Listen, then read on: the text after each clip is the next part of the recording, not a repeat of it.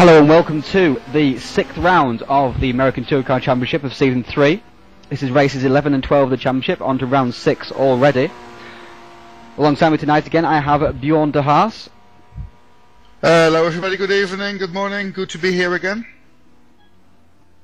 Good to have you here again, Bjorn. And you can see the points table in front of us, and for the first time this season Keith Barrick is not topping the table. As you can see, Francisco Villar is topping the table, just 2 points ahead of the DHR Simcraft driver. This is after the correcting standings. Francisco Villar is dropping worse points than Barrick is so far, but it's very close indeed. In third place we have Jesper Tarborg, who really has no room for error, because he is dropping a DNF and a 13th at the moment, so he's going to have to be consistent until the end of the season. There's 6 races left. There's 2 rounds here at Rattlesnake Point, 2 at Laguna Seca, and 2 more at the final round at Bathurst. In 4th place is Yuri Braham. Moving up to 5th place is Miguel Nato ahead of Saul Boucher. 7th place is still Vincent Kahn. Eric Nelson and Tyler Skolak having a good battle in the championship in the inter-team battle, 8th and 9th. Swiderski moved up to 10th from 12th from the last race. Sahlborg moved well up the table after his strong showing at Sebring. Danny Asbury moved up from 19th in the table. Mattis Clean has dropped down. Hugo Gonçalves, Reggie Blade, Daniel Wood, and Karen Midara, Andrei Bogdan has moved into the top 20 for the first time this season, bumping Stefan Werner just out of the top 20. And the top 20 is rounded out by Lopez, Gardner and Isles.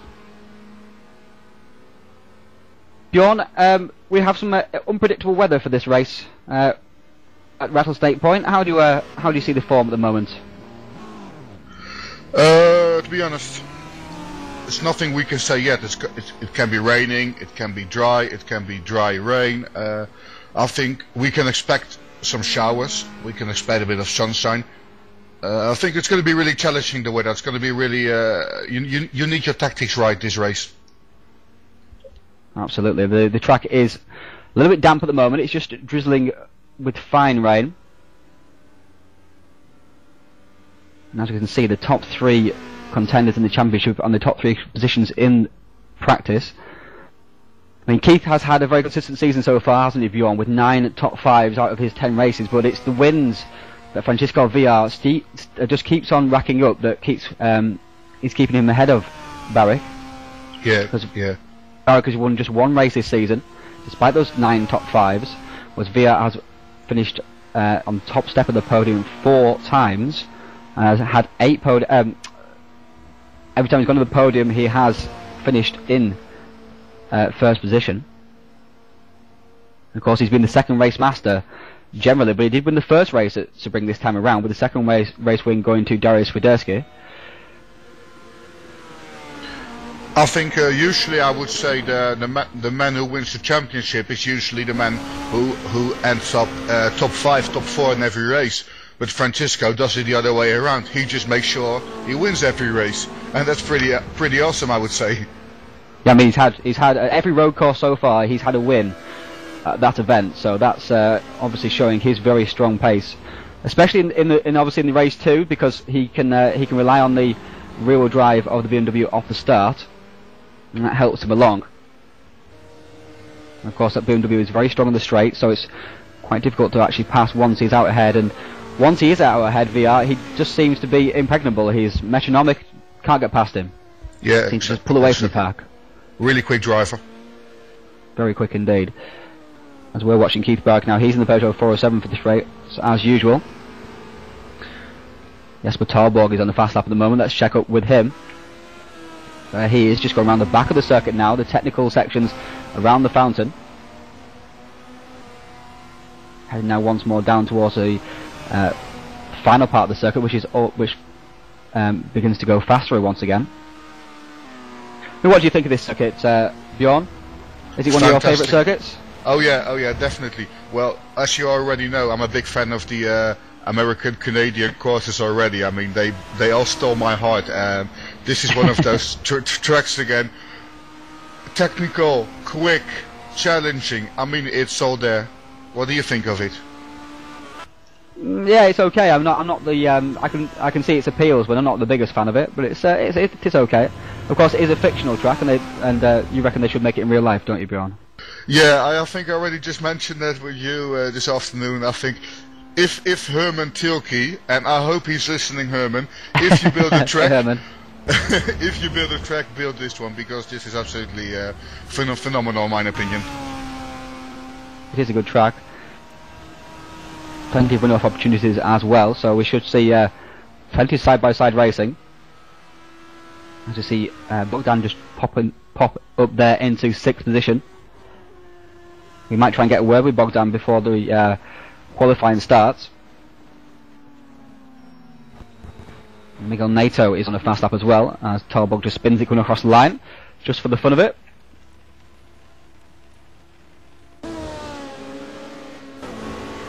There is Miguel Nato.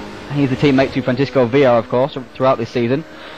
Nato has shown good pace, hasn't he, Bjorn? But he's been very inconsistent, involved in plenty of tangles. Yeah, a lot of tangles. I mean, he has traded some pain during this season quite a lot, and I hope he can stay out of trouble and just set a good race result without hitting anybody, you know. Yeah, he's got himself in plenty of scrapes. He has taken one win. That was at Watkins Glen. He just needs to add a bit of consistency to that.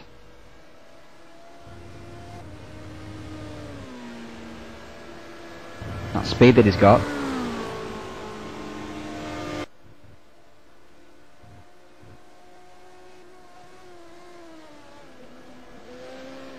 So we have 6 minutes until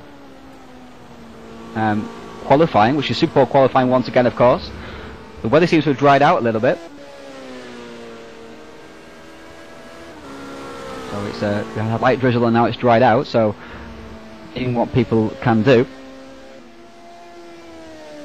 The weather at this track can be quite unpredictable, so it's a very big track as well. So we'll see what it has to offer through qualifying and the race.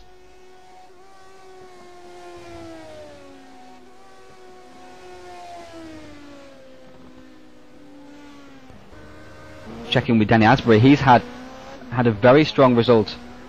Had a strong run at Watkins Glen and had a strong result again at Sebring, so we're looking for him to move on up. And sorry to break you up, but we have a drive from Mr. C in the commentary booth. Hello, Mr. C. Hello everyone. Hi, good to have you here, mate. Well, but we basically all know you're gonna leave us here at RD, and we feel very sad to hear that. We would like to ask you a few questions. How did you like it here so far? Oh, Nordi, I love it. Intense racing, and in 1 year I really improved my skill in driving. It's a really big community and everyone helping each other. It's really great. Yeah, it's one big family. Yeah. The ATCC championship so far, sorry, you like it? How is your experience with the ATCC? I like it very much, but I'm a bit disappointed in me, because in the pre-quali I didn't give enough attention to the pre-quali and I got in server 2. I think I was fast enough for server 1, but my misjudgment got me server 2, so about 3 races I did in server 2, and now in server 1 I'm trying to keep up the pace with the big boys, just struggling a little bit. Yeah. I know that feeling about keeping up with the pace. What has been your best experience here at RD? Not just ATCC, but the whole best experience. Can you name me a race event that's something close to your heart? Best experience, I love endurance races, and I did Le Mans with the Viper and the GT Pro, and I was racing all 750 kilometers with Joe and yes, right one side and another. Really close fight, and finally I got second place. A bit disappointed, but really happy. That's the coolest experience that I loved. But the best achievement is the podium in ATCC. Yeah, that was like 2 races ago. Very good. Yeah. There was, you know, we all fight each other on track. but we also have fun, and I mean everybody basically respects each other here at RD. But who is your favorite RD driver, competitor, nemesis, just name it? Tough to tell. My competitor that I like to fight is Mr. Dan Allison, but the driver I like most, and the driver I think is the most complete in the series that I like, it's Jesper. I just love the way he drives. Every corner, it's perfect on him. Yeah, exactly. I can definitely agree with you on that one. Well, Mr. C, it's great to have you here. We definitely hope to see you more often here at RD. Maybe on the forums, maybe in a race. I will always be here, even though I will take a little break. I don't know, half a year, but I'll still be in the forum. I will only take a break from the racing. We would love to see you here at RD. You're always welcome. Okay, have a good one, Mr. C, and we expect you in the top 10. Okay, thank you very much. Thanks, Bogdan. See you later. Thank you. Bye bye. Thank you for that, Bjorn. And we are now following Karen Madaru's idol, Jesper Talborg. I'm sure he'll be pleased to hear that. He has an admirer. He has. Jesper is in second place in qualifying so far. Matt is clean. He's showing a good turn of speed, look. In third position in his Peugeot Honda Accord, sorry. Oh, he's in Peugeot 407. Oh, he's in a Honda Accord. Sort it out. It's early in the morning. In the Bonaccord Ultimate team. There he is. He's showing some good pace. There's Jesper Talborg about to cross the line. He's on a decent lap, 39.462. That was a decent time. That's his best time so far. Swiderski again is showing pace, so it's a very competitive field. Just moments ago Nato was in third, now he's back to sixth. Matthias looks strong, Ryan, and in third indeed. place at this moment. So, we're going to qualifying in 30 seconds, Bjorn. Who is your pick for pole position? Well, Ryan, I don't know, to be honest. I think I would say either Francisco or Jesper if you look at the times now, but I'm just going to say Keith Barrick. And you? I'm going to go with Francisco VR. But we shall see. It may turn out that the weather plays a part. We just don't know. Exactly. Rain showers. We don't know what's going to happen.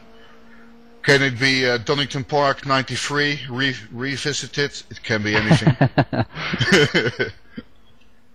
Well, Keith Barrick fancies himself as Ayrton Senna, so we'll see what happens there, shall we? Well, that's one big name. That's one big name. It's really dangerous to compare yourself to the great Ayrton. I'm just kidding. He doesn't really. He compares himself to Alec Young. Yes, that's who he compares himself to.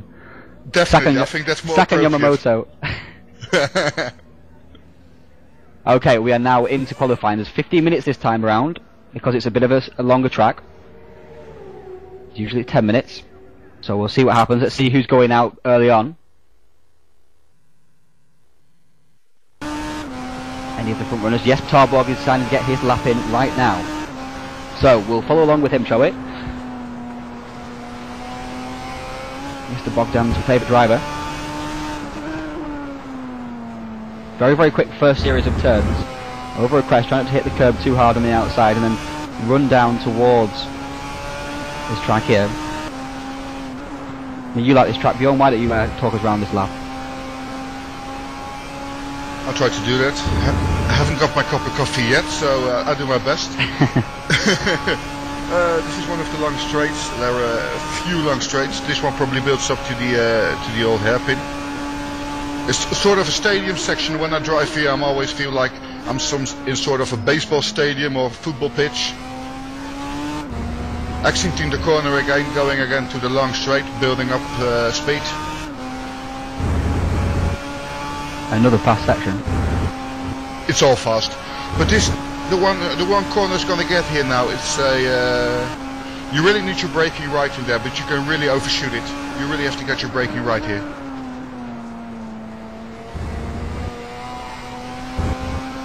Exiting the corner again, going to a slower bit of the track. Left-hander here, another left-hander.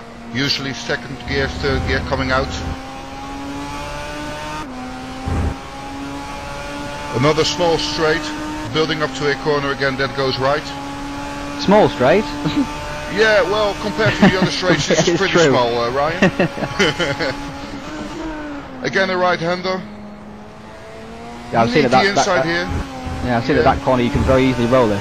I've seen a few there. You clip the inside curve a bit too hard. I did it myself a few times indeed. Two slow left-handers, second gear, third gear getting out.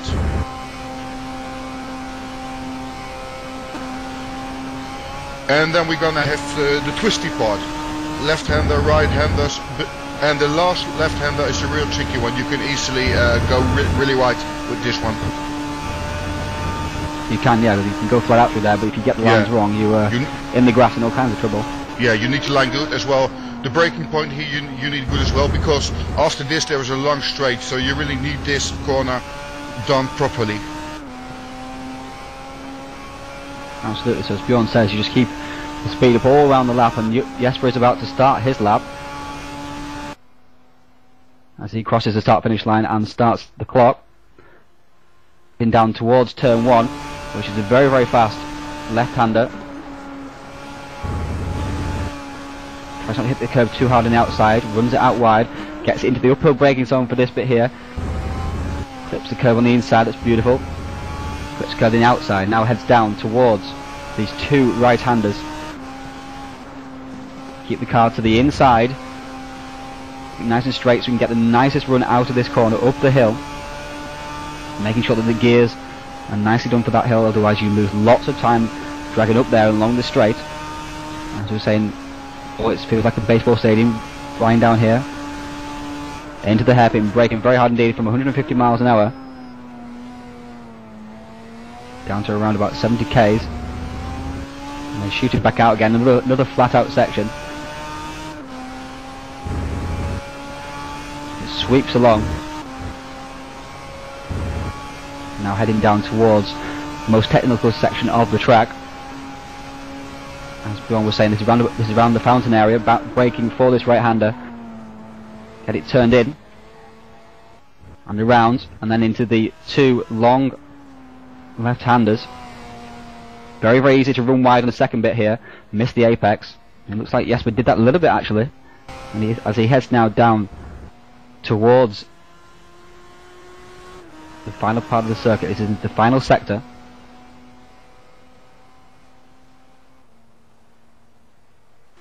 Braking very hard indeed. Into this corner here, it's off camber, very, very easy to run wide or very easy to hit the inside curve, so it's quite a tricky corner. It needs to be done correctly. Now into these two left-handers once again, just like before, quite technical. Get it into the camber there, into the camber on the next bit. Try not to run out too wide because you lose the camber, then into the camber once again, so it's very crucial to keep yourself in the camber all the way around. And as Bjorn was saying, this bit is flat out, but you do need to get the line absolutely right, else you will be across in the weeds. Try not to scrub off too much speed, run out wide. Heading now down towards the final corner, braking as late as you dare, without compromising the exit of course. And Jesper heads now back up the hill, and Vincent Kahn has popped up with a 2:39.869 to set the pace so far. Jesper Torborg is about to cross the line. What can he do? He's on a 2:39.154, so he goes in pole position. Third has gone Clean. Oh no, pole position has gone to Keith Barrick. There he is. He's just nipped in there by half a tenth of a second there, Bjorn. So great time, and it looks like I'm going to be right with Keith Barrick on pole position. Well, VR has not done his lap yet. He's 6/10 up. Yeah, that's Look right. at this, 6/10 of a second up in the second sector. If he just keeps it together, he will take pole position, and I will be proved right, Bjorn. I will take my words back then, my friend, and I will buy you a cup of coffee. Be much appreciated. I'm quite tired, to be fair now.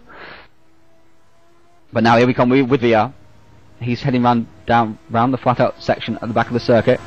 Just needs to keep it all together.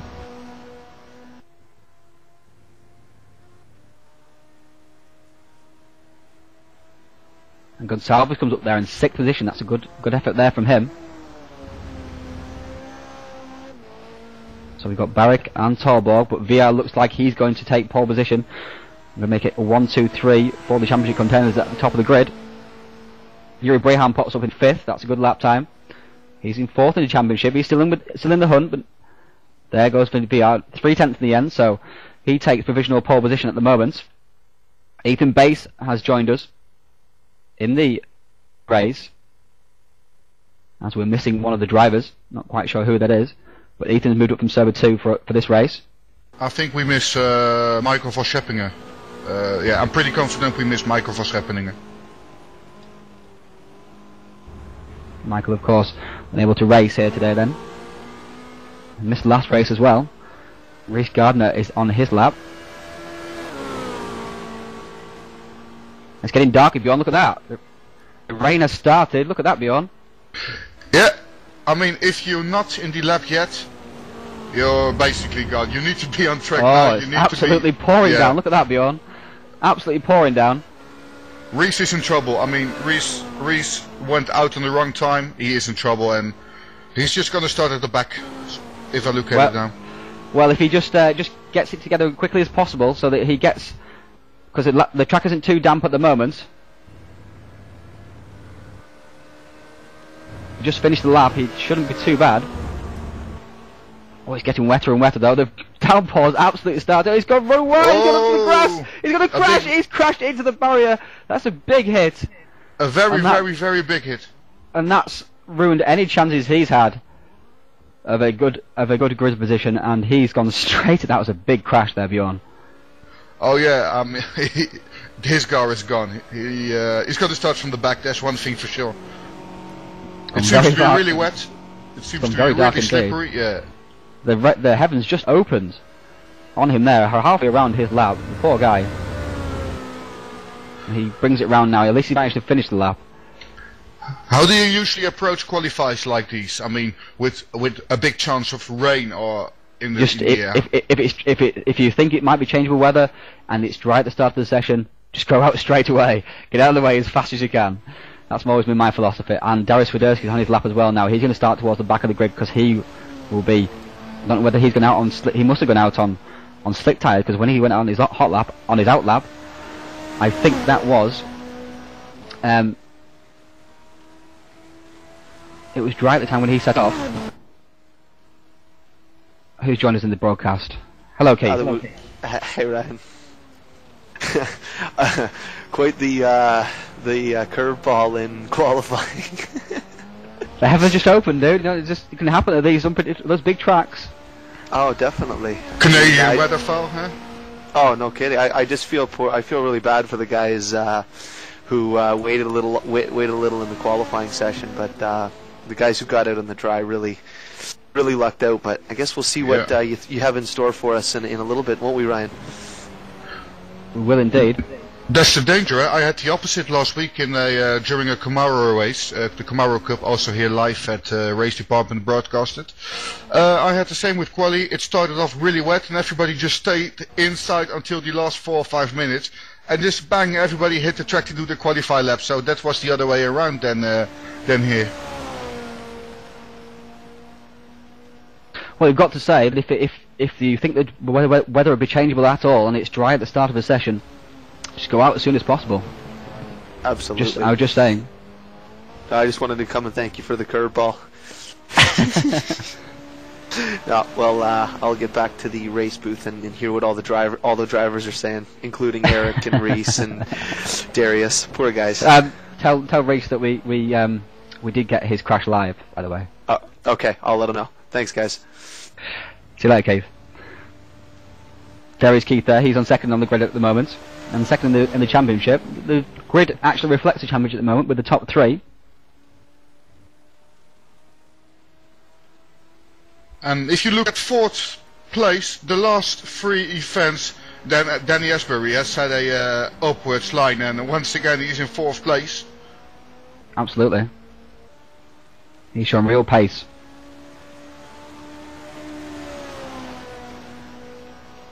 As for Durski's going to cross the line, he's going to be way down the field, of course, because he's had to go in this wet conditions. Tyler Skurlock has yet to set a lap time. I'm not sure he's going to. No, he won't have time to set a lap time now. And Ethan Bass is on track as well. I think he will have put wets on because he went out. He was still in the pits when it was raining, so it'll be interesting to see what Ethan can do on the wets. Oh, he's gone straight on at the hairpin. So obviously still struggling in these wet conditions.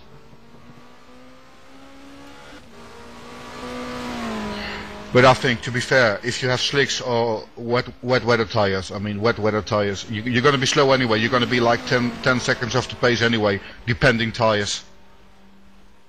Well, I think Swiderski was on slick tyres for that run, and he was 12 seconds off the pace. So I would guess you could take off perhaps 5 seconds if you run well on the wet tyres. So. But it just rained halfway through Reece Gardner's lap, the poor guy. Just timed his run just a minute too late. And obviously paid the penalty for it. There's one thing we don't know. Those are the brakes. Yeah. I mean, we are not the Formula 1 teams with 10-man employees working on the weather. And Ethan gets it all wrong into the final sector.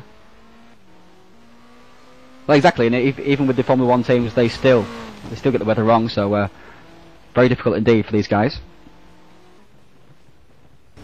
We'll see what the races have to offer, and Ethan's off again. He's just going to have to struggle around this lap, getting himself on the grid. But with 1 minute to go in qualifying, the grid has been set with Via on pole, so many congratulations to him. He followed up his pole position from Sebring. Barrickin is in second. Jesper Torborg is in third. Dan Asbury is in fourth as Ethan Bass glides off the track once again. Obviously not liking these conditions. Oh, hits the barrier hard as well. And NATO is in fifth. Yuri Braham is in fourth in the championship and needs a good result to catch up to the top three. It is in sixth. Vincent Kahn seventh. Hugo Gonçalves is in eighth. That's an excellent lap time there from him, Bjorn. Yep. Hugo is there as well with the other Portuguese driver, so looking forward to see him in the race at the front, just to have some good fights with the rest of the guys. Absolutely, and Matthias Klein is in ninth. He showed good pace in practice, so we'll look out for him during the race. As Ethan Bass crosses the line and is in 24th position on the grid. Saul Boucher is in 11th. In 12th place is Emil Solborg for Worth of Blue Racing in his Peugeot. 13th is Robert Isles. He's the best of the TAR guys, with his teammate Daniel Wood in 15th. Pedro Amaral is filling in between them in 14th, with Stefan Werner for TrackDevil.com Racing in 16th position. He's actually the best of the Track Devil drivers because he was the only one of their team not to get caught out by the weather.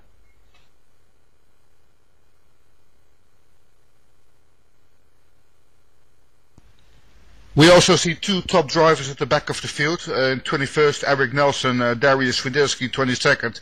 Definitely two guys who picked the wrong moment for their qualify. So we will see them at the back, and we probably see them forwards during the race. Yeah, hopefully they can move forward. We seem to jinx our interviewees, Bjorn, because Reggie, when we interviewed him at Watkins Glen, he ended up not finishing one of the races. And Mr. Bogdan is way down the grid. So I think we should stop interviewing people. I think we are, yeah. We are a jinx. I think we are pretty dangerous. I think we overwhelm them. When we interview them, we overwhelm them. That's probably it.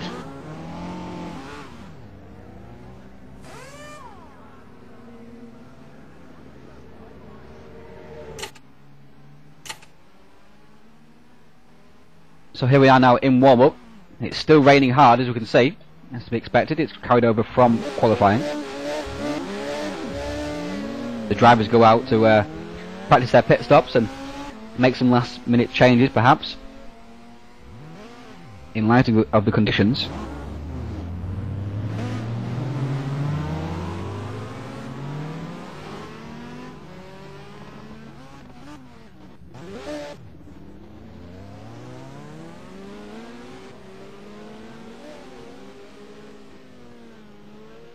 As you really through the grid and the teams.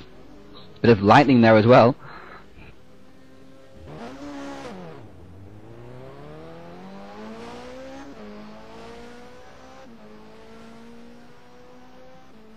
The track is very wet indeed, Bjorn. I don't know if you can see the conditions at the moment, but it is very wet indeed. Well, I can see the conditions from a little distance. I'm just sitting here behind my coffee in the commentary box with a big window, so I can see it outside.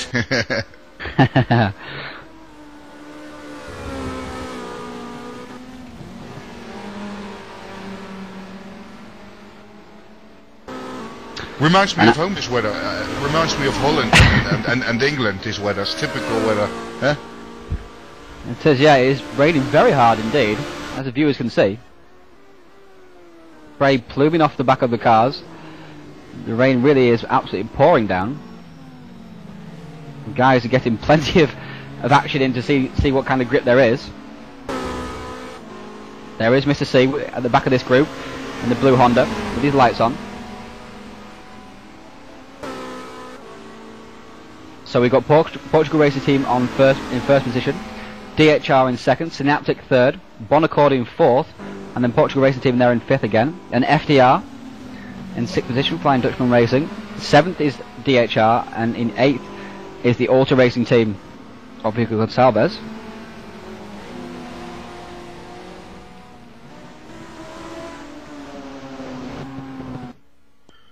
We see Ethan Bass in Server 1. What are you expecting from Ethan, Ryan? He showed some good pace in spurts on Server 2, so if he just keeps his nose clean, keeps out of trouble, he should be able to move up his way up into the top 15. Should be good to see him there. Yeah, I've seen no reason why not. Especially with this weather, I mean, it's anything can happen.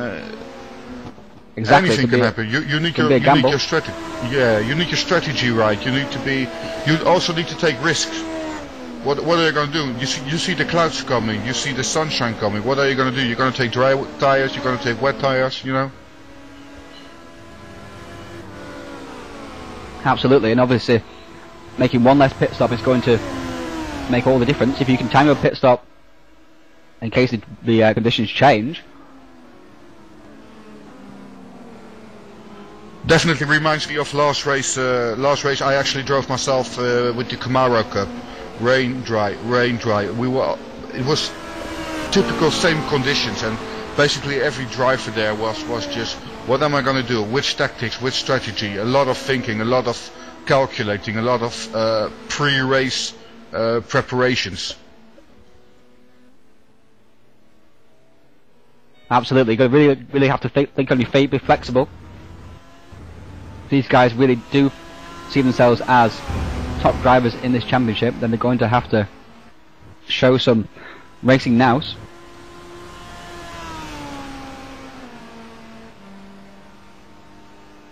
And of course it all can come down to quite a bit of luck as well.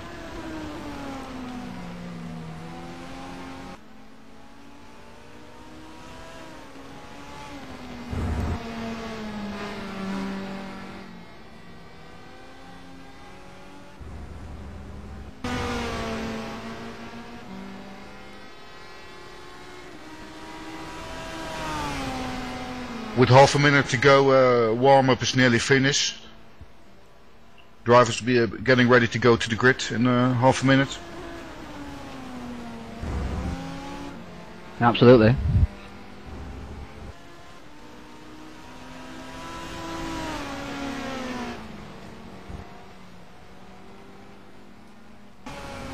So, predictions for the race there, Bjorn? I was just going to ask you the same question. What will we see in turn 1? Predictions of the first race. Keith Barrick first, Villa second, Jesper third. And you? It's not very creative. I'm going to go with, let me see. I'm going to go with Yuri for the win. I don't know, just got a feeling. Well, Yuri, my teammate, that should be nice. I really hope he can show some quality racing here. Hey, why did you pick your teammate? You got no faith in your teammate? I need to be, as a commentator, I need to be Fair enough. I'm not showing too much respect to my team. I should be neutral. As you can see, it's still raining hard.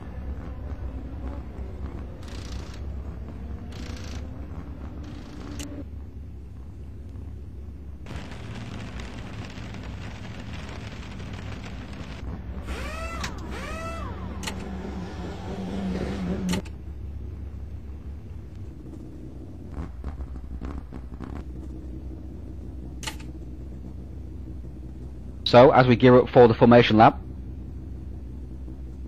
let me just remind you of the championship standings. VR is leading by 2 points from Keith Barrick. In third position, just behind them, is Jesper Torborg. In fourth place, just a few more points back, is Yuri Braham. Those are the 4 contenders really for the championship. And NATO is in fifth, with Boucher and Khan just in behind, the 2 THR drivers.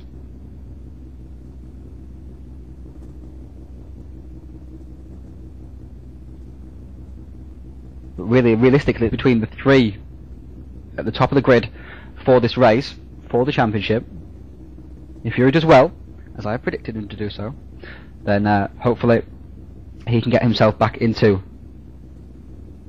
championship hunt.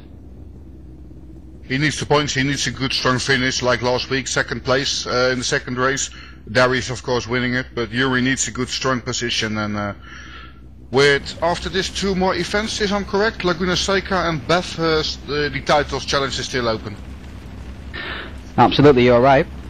I mean, do you see Yuri as a real championship contender, or do you see that he's a little bit too far behind now? Considering as well, he's dropping quite poor point scores at the moment. He's always there. I mean, always take an account with him. I mean, he's always there, and I mean, he can definitely win today. He can win next race. I think he's a strong contender for the championship, because he was there already after 2-3 races on the leaderboard. So I mean, he can do it. Well, we set off on our formation lap. Still raining heavily, as you can see. So now the field is streaming round.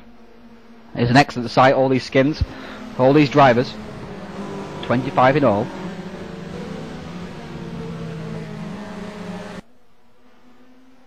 Of course, the last 2 races at Bathurst are slightly longer, Bjorn. So it will be interesting to see who can handle the longer races. There'll be 40 minutes as opposed to 25 minutes. It all comes down to concentration. How focused are you? You need to be there on the last few laps. Absolutely. We're going to tyre wear as well and balance. Of course, Bathurst is not a challenge to be taken lightly. Yeah, I know you did a few events there yourself with, if I'm correct, the V8 supercar. How did you experience driving on Bathurst? I did V8 supercar and World Touring Masters in season 1, and I must say I love that track. I'm not very good at it, but I really do appreciate driving it. I have on my computer I have every Bathurst race live since 1979, so I'm a bit of a fetish there for Bathurst 1000s. Great track. I mean, it is a great track.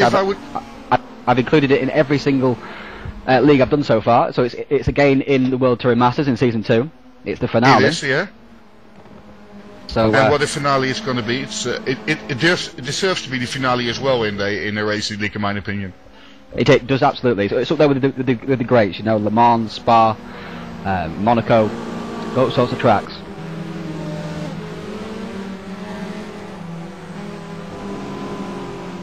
And we are looking forward to seeing these cars tackle Bathurst, as they once did in the Super Touring form back in the late 1990s. Paul Morris and Rickard Rydell taking the 2 victories there in those races. Very, very big names, Rickard Rydell, big touring car driver. Absolutely, he drove with Jim Richards in the Volvo S60 to take the 1998 Super Touring Bathurst win. Paul Morris was in the BMW. along with Craig Baird, who are both big names in Australia. Common as a big field- race names. Yeah, and the field is now streaming round, about to start the race. Dan Asbury once again has qualified very well indeed. A few drivers there with their lights on. Always nice to see. It's quite dark. In these conditions, it should be mandatory lights on. It's really hard to see your opponent, especially with all the rain pouring down and the bad visibility. Absolutely, and the spray can make... Oh, there's been a big Oh, well, back of the no, grid. big What's one. going on? Swiderski's involved. Ethan Bass. One of... That must be Tyler Skurlock, I think. What on earth is going on there?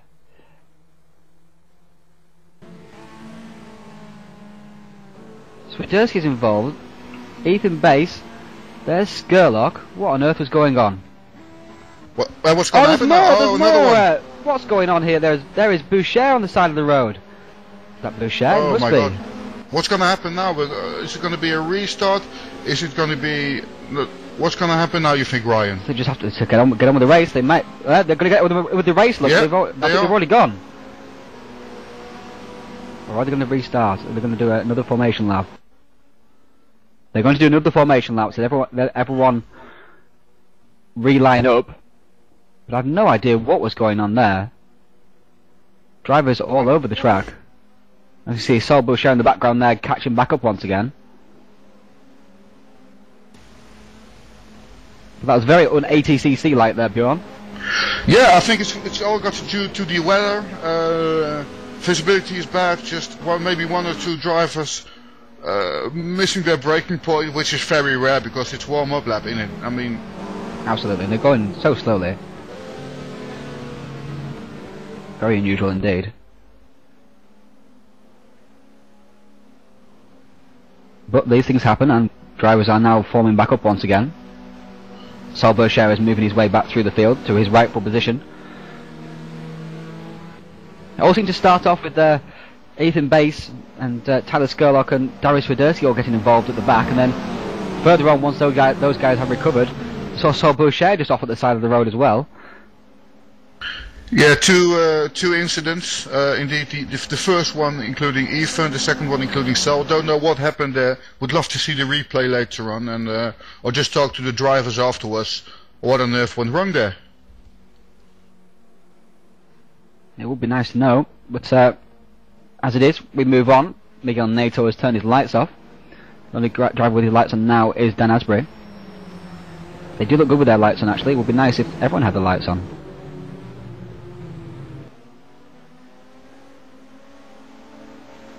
So the field streams around once more as we check out the grid.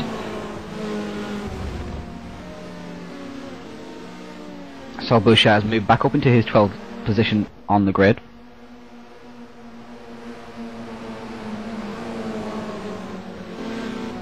Of course, Ethan Bass, Darius Swiderski and Tyler Skurlock were at the back of the grid anyway.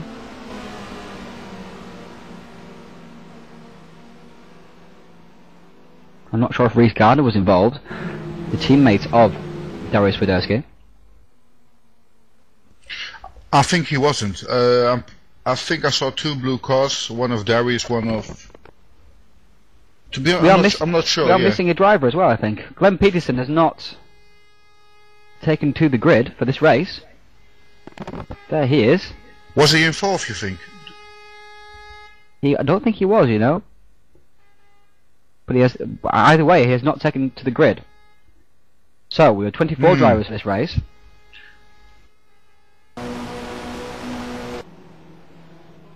There is Francisco Villa.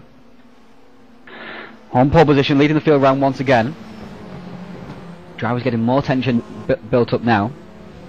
Over this lap, just want to get the race on with now.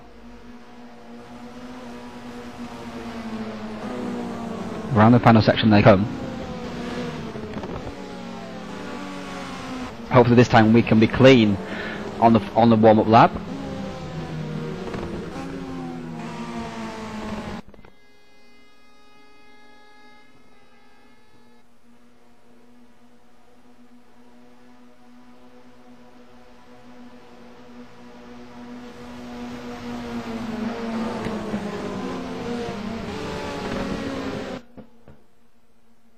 Of course, this lap counts towards the race length, so the race length effectively has been shortened by 1 lap. So there's just 8 laps to go at the end of this one.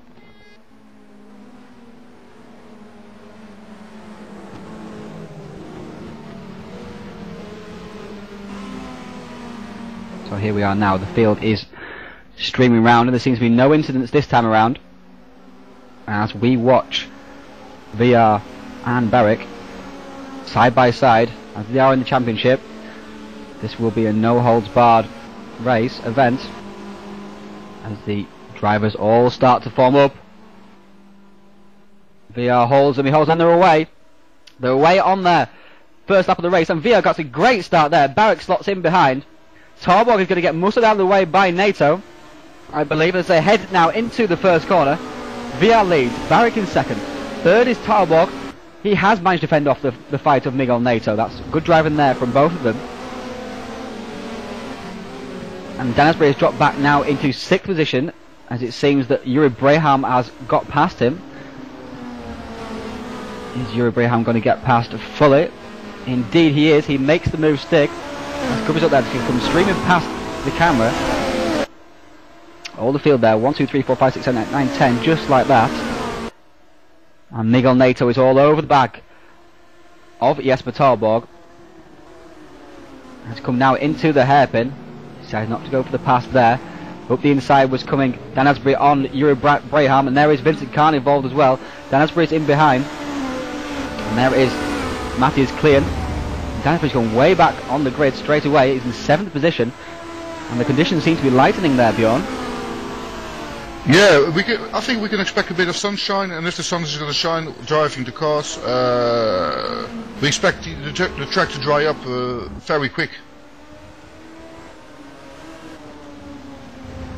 Of course, we spent 8 minutes, almost 9 minutes doing formation laps, so they would have got several laps in by then, normally. So this dry spell has come earlier in the race in terms of lap times than expected. So we'll see what the track has to offer. But it's only 10 laps this race, so I mean, if they can race the track dry, they will only have maybe 2-3 laps advantage from it.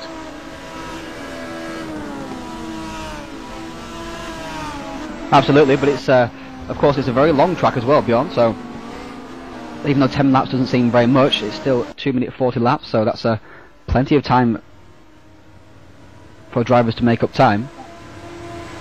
It is. So it's going to be crucial to make the right decision when it comes to the pit stops.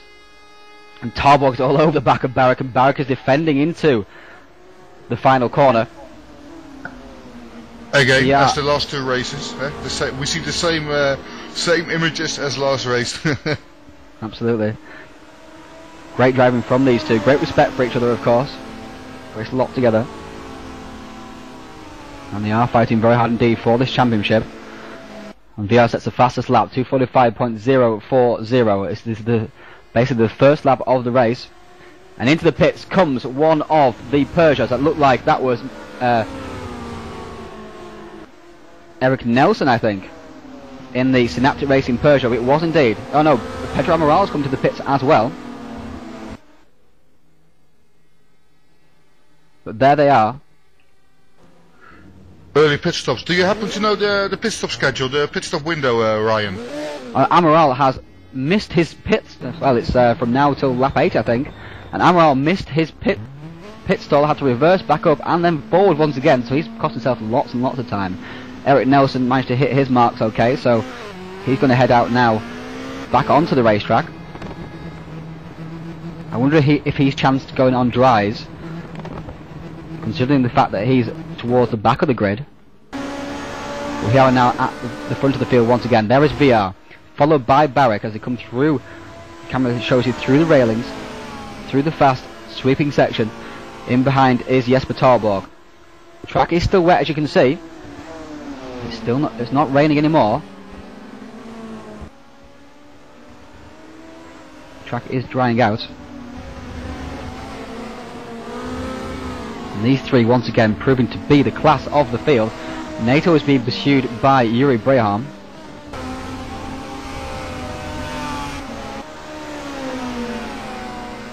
There is the Team Portugal driver being pursued by the Flying Dutchman racing driver. And you still see the track is very wet. Look at the spray coming up. And Yuri's pulling out to make a move. Decides against it. But NATO's gone very deep indeed. He's gone almost off the track. Yuri almost takes advantage there. And Yuri's going to take advantage now up into the next corner. No, he's not. Decides to get out of the... No, he's going to wait. Knowing Yuri as a respected teammate and driver, I know he's going to wait. He's going to put sorry, who we're talking about? He's going to put him under pressure. NATO, thank you. He's going to put him under pressure. He's going to force him into a fault. Definitely. He's not going to take too much risk throwing everything away. Look at this up front though. Look at this. Sorry to interrupt you, Braun. No problem. Here we are now. VR, there was 3 wide just for a second there. VR defending on the inside there from Barrick. They get a better run off the corner. What's going to happen here? Will one of them try to pit at the same time, side by side, out of the final corner, flying out towards the finish line? 3 wide. 3 wide. Oh, look at this. Nose to tail. Can they get it any closer? Fastest lap there from Jesper Torborg. Look at this. Nose to tail. Fastest lap from Vincent Kahn now. He's on form in the DHR Honda. But VR has managed to fend them off somehow. Oh! Barrick gives the back of VR a little tap as he comes through, and now Torborg's at the inside of Barrick. Oh! Barrick just chops him off, makes sure that Torborg has no space to go up the inside there. And this is allowing 4th and 5th place just to get a little look in as they close in behind. As he comes through now, 1, 2, 3. BMW, Honda, and Peugeot. And once again, Torborg is looking for a way past Keith Barrick. Yeah, Down into the stadium section, as you called it. Barrick is very late on the brakes indeed. That's good driving from Barrick. Managed to defend him off, and VR once again proving extremely difficult to get past once he's out in the lead. Well, I expected him to be quicker, to be honest. I expected him to just run away from the field as Keith and Jesper were fighting each other. Well, it's not happened, and Werner, Solborg, Lopez and Gardner, I believe, have pitted. Nelson is further up the field, so I presume they pitted and allowed him up through there. So the top 18 have not pitted so far. I would expect to see some pit stops this time around, though.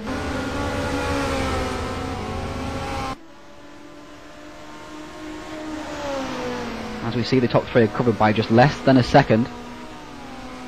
NATO and Braham in behind there. There is Vincent Kahn. He's in a fairly lonely 6th place. In 7th place is Matthias Klee, and 8th Dan Asbury. 9th, as we can see, is Sol Boucher. Field is quite spread out once. Unusual to see in this championship.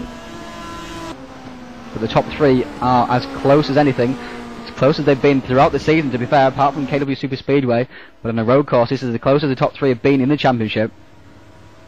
And as the championship nears its climax, the 3 drivers who are in contention for the title have come together on track.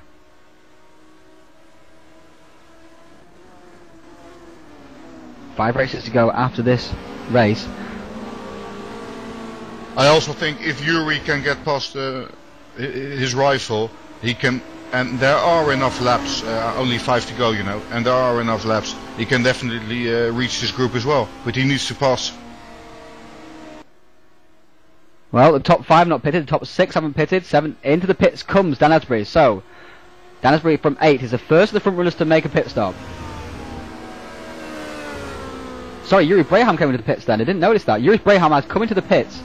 So we'll see where he rejoins. And they're all streaming in. Look at this. All flying in, all 3 of the Terra Australis racing teammates. Zena Racing there of Karan Badaru. Ethan Bass is in. Looks like one of the BMWs is in as well. It looks like Swiderski. And also Hugo Gonçalves. Lots of work for the mechanics here. Busy in the pit lane. Look at this. The pit lane is very busy indeed. And Yuri Braham is on his way out. And just in behind there is Tyler Skurlock, I believe that is. Yes, he is indeed. So it will all come down to whoever picked 4 tyres or perhaps 2 tyres. Maybe that some drivers picked 4 tyres and therefore had a slower pit stop. There is Eric Nelson. He's really moved up through the field. Look at this. His tyre choice has really paid off, Bjorn, because he qualified way down the field, and now he's right up in behind the Honda of Yuri Braham. Yeah, I think he took the slicks and just hoped before the race that it was going to be dry and made the right choice. Well, hopefully he's taking the slicks, because otherwise he's going to be in trouble, because it's drying out the track. Still a little bit of spray, as you can see. He does seem to be searching for a wetter line, which doesn't really work in race, so I don't know whether he's searching for a wetter line or just fiddling with a few controls. But I'm hoping he went with slicks. If he went with wets, then he's going to be in trouble. But we shall soon see.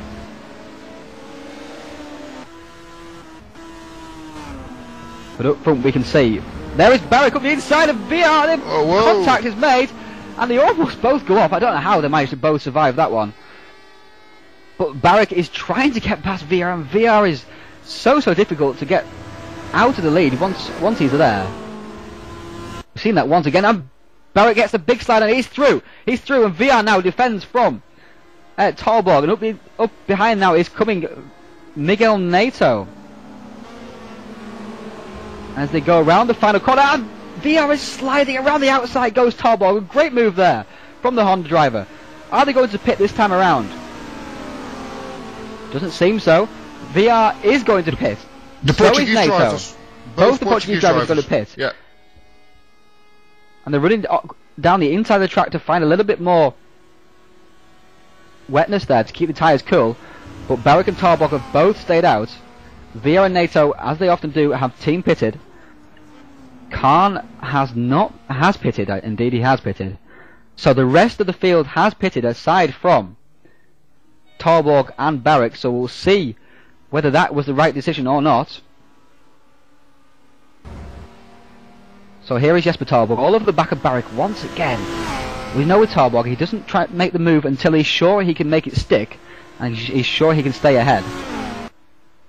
He's almost pushing Barrick along there as he come down towards the stadium section. And Talborg pulls out. I don't think he was going for the pass. No, he wasn't.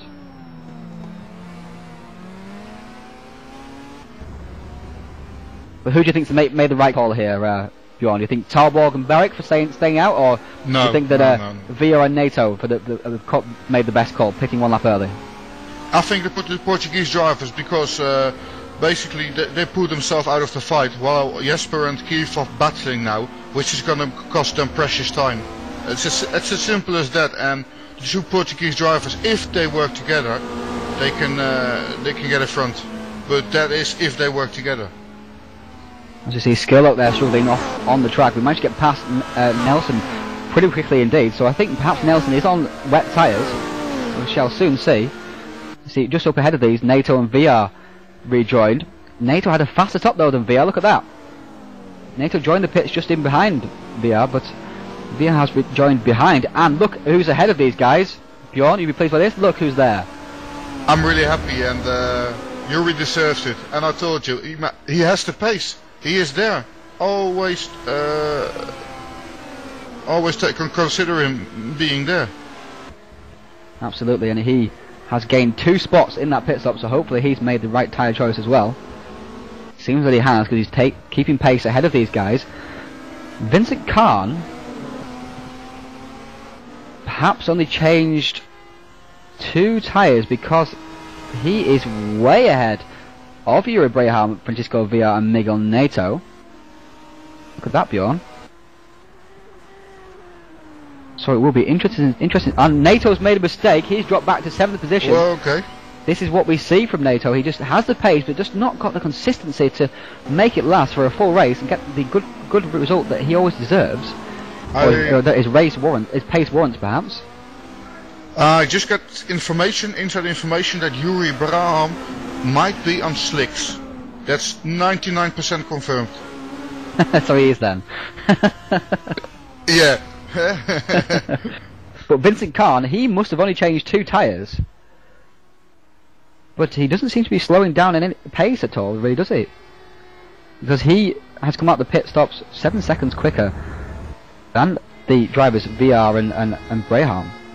That's interesting indeed. We'll see what his gap is to the other drivers as he crosses the line this time around. But Jesper Tarborg and Keith Barrick have pitted, and they're coming out the pits now, and this will be very interesting to see where they come out. And Tarborg has jumped Barrick by a long way. Look at that, by a long way. There? Yeah, that's a I think something went wrong. That's a couple of seconds jump there, and Vincent Khan goes into the lead. Look at this. Vincent Khan leads, the reigning champion. Yeah. Who's had a lackluster season by his standards, and Yuri Braham up into second. Yes. And now here comes Francisco Villar. He's into fourth. Barrick's back down to fifth. Sixth position there, we can see Miguel Nato.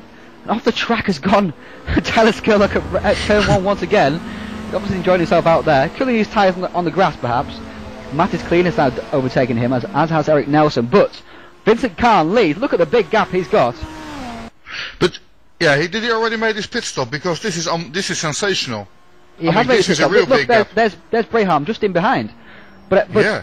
Vincent Khan, I think, only changed 2 tyres in his pit stop. Perhaps he started on slick tyres at the start. It'll be very interesting to see what's happened here. Oh, but Yuri Braham has taken 2 seconds out of him on the last, over the last half a lap. So I think that Vincent Khan is not on the right tyres. Yeah, but even then, after 2 more laps to go, it's going to be crucial. Yeah, 2 laps to go. Oh, he's sliding around though, of course. But Yuri is going to gain on him hand over fist, because those tyres will go off very, very quickly indeed. Once they go, and the grip just goes away quicker and quicker. And here we are now with Yuri Braham. The pursuing pack is sideways through that corner there, and Tarborg is in behind. Francisco Villar is in 4th position. Keith Barrick there is a little bit off the back of this group, but Tarborg is fighting for a way past Yuri Braham. Of course, he will have 2 laps fresher tyres, and 2 laps around here is a long, long way. Where VR will have 1 lap fresher tyres than Braham, so this will be a very interesting battle to the finish. But if they squabble, if they fight for position, if they slow themselves up, Vincent Khan will be laughing all the way to the checkered flag. They need to work together to make sure that they catch the Honda of Vincent Khan. And off wide goes Yuri Braham, and through goes Tarborg. And is VR going to follow through as well? No, not quite. But Tarborg is off and away. Yep. Tarborg is off and away, and frankly, Tarborg has been... Oh! And off has gone! Vincent Khan! There he goes, he has spun it! Finally those tyres are giving way, and he has spun it on the fast section. As Nato comes through as well, who's going to pass him as well? Is Nels going to pass him? Nels going to pass him. Clear's going to pass him. He's back down to 8th position. That's disastrous there for Khan. He just needed to keep it on the track, but obviously those tyres will find it too much of a struggle through the fast sections. Perhaps the back end lost throughout there, and then put a wheel on the grass, and then it's gone. And VR is all over the back of Braham as Tarborg is making a run for it. And VR on the inside at the first corner, can't do it there. Yuri Braham throw away the win, that's one thing for sure, as well as Vincent.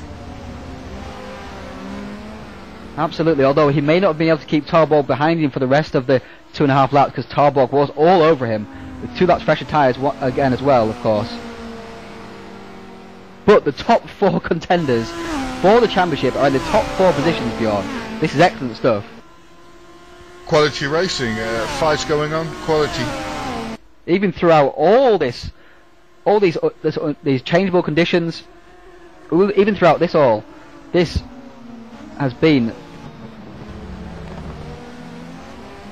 Sorry, these drivers have managed to pull themselves through that. This is why they are championship contenders, because they've managed to keep the head on their shoulders, make the right decisions at the right times. But at a stage like this, Yuri Braham is going to be back in the championship contending. I mean, he's still there. 2nd place last race, 2nd place now, as long as he keeps it on track. Absolutely, but he needs to stay in that 2nd place. If he drops to 3rd and drops more ground to VR, or even drops to 4th. 4th is a good result, but he'll drop ground to Tarborg, VR and Barrick if he finishes in 4th, so he needs to stay there. As we can see, in behind there, Vincent Khan, even though his tyres perhaps have gone, he is not giving way to Dan Asbury. As we can see, Eric Nelson has done a metronomic shoot up through the field from his qualifying position of 21st in the grid he was, Bjorn, up to 7th position. I think that makes him the driver of the race so far. Great performance indeed. Great performance, but I wonder, his tires, they seem to be gone. He seems to be driving on the rim. Well, he's staying ahead in 7th position, so he's done very well indeed, of course. Yes. If he can just stay in that top 8, he'll be delighted, because it means he can get a good result again in the second race, because that top 8 is also crucial. Yeah. And drivers are sideways through there, and VR, once more, is under pressure from Keith Barrick, and that's allowing Braham just a little bit of breathing space. Up front is Tarborg, keeping that 1.3 second lead.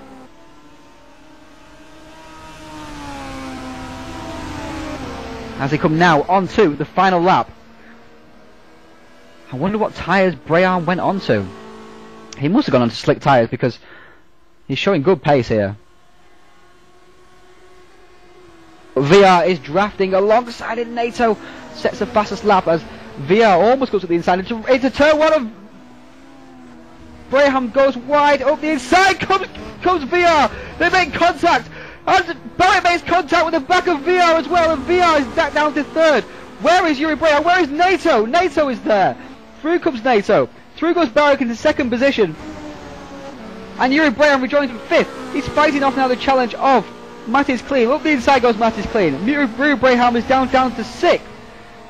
So in 4th is Francisco VR. 3rd is Miguel Nato. 2nd, Keith Barrick. Jesper Tarborg there is cruising home to the win. He'll be laughing. But what happened there? Up the inside went VR on Yuri Braham into turn 2. There was contact made. Braham went off. VR went sideways, as he's doing right now again as well. He's still managed to hold on to 4th position. And Barrick touched the back of VR as a result of that contact with Braham. That's all played out well for Barrick indeed, as VR drops from 3rd to 4th. I wonder if team orders will come into play here. I wonder if NATO will hand the position back to VR in terms of in light of the championship positions. But Keith Barrick is going to come home in 2nd position after being in 4th and way down the way. Oh! Oh, but look at the gap. 4.5 seconds behind Jesper. Jesper is showing a quality drive today. He is. He's taking full advantage of that big incident there. And Braham is back into 5th, so he's got back past Matthias Klein. And Yuri Braham really now needs a win, I feel, in the second race for him to stand a good chance in the championship. Because he's going to lose ground to VR, to Barrick, to Tarborg. So there is Francisco VR, and Tarborg is going to win this race. An excellent drive there from him, once again keeping it clean, keeping his nose clean, making the right decisions at the right times, making the moves when he knew it would stick, getting to the small gap, and then just driving away once that incident happened. And Jesper Tarborg comes now across the line. He flashes his lights. Very pleased indeed with that. Jesper Tarborg takes the win. 2nd place is going to go to Keith Barrick. 3rd place, Miguel Nato. He's not going to hand the position to Francisco VR. There is VR in 4th. 5th position is going to be Yuri Braham, just from Matthias Klein. In 6th position is going to be Dan Asbury. 7th, Saul Boucher. 6th, 7th, Dan Asbury. 8th, Saul Boucher. 9th, Eric Nelson. Oh, poor Eric just drops out of the top 8 at the last second. Very unfortunate there. 10th is a 3rd DHR car there of Vincent Kahn. Come across the land now. 11th, Tyler Skurlock. Good recovery drive there for him again as well. 12th, Reggie Blaine. 13th, Diogo Lopez. 14th is Bogdan. 15th, Swiderski. 16th, Stefan Werner. 17th comes across the line, Emil Solberg. And his 17th... 17th is Emil Solberg. 18th, Robert Isles. In 19th is Hugo Gonçalves. 20th position should be Pedro Amaral. There he is, crossing the line. 21st is going to be Reese Gardner. 22nd is going to finish Daniel Wood.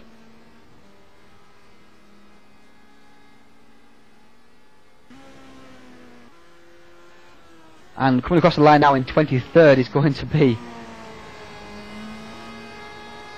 Paul Wood in a very battered indeed Terra Australis Racing Seat Toledo. So he's going to cross the line now in 23rd position. Still to come round is Ethan Bates in 24th.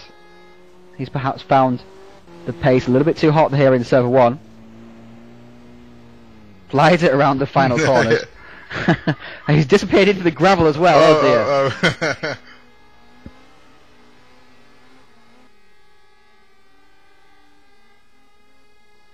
But all 24 drivers making it to the end. Glenn Peterson, of course, was a non-starter, but Jesper Torborg takes the win.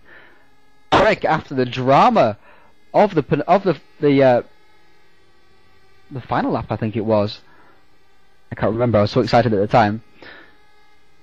Barrett takes second. Third place was Miguel Nato, coming back there from 5th. VR dropped to 4th. Braham dropped from 2nd to 5th, having had the lead of the race at one point. In 6th position just was Matthias Klein. 7th, Dan Asbury. Sol Boucher pipped Eric Nelson to the 8th position and pole position for the second race. Again, it's a standing start. So, I would expect to see VR and Asbury up front by the first corner. The race dried out in that. The weather dried out in that race. Just look at the temperature. The air temperature is 25 degrees. Track temperature 30 degrees. It looks to be all good for the second race. Yeah, the second race should start dry as well. The second race, of course, is just in 5 minutes' time.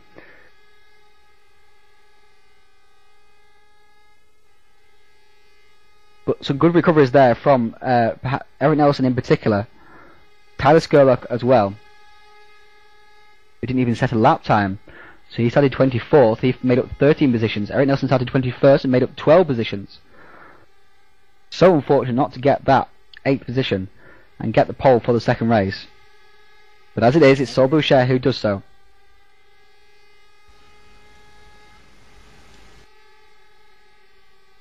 And we're just waiting for the second race to start. I think it's also good for Keith Barrick to have a teammate up in front. With Sol, Sol can definitely help him out. Absolutely, you're absolutely right there. So here we are now at the start of the race once again.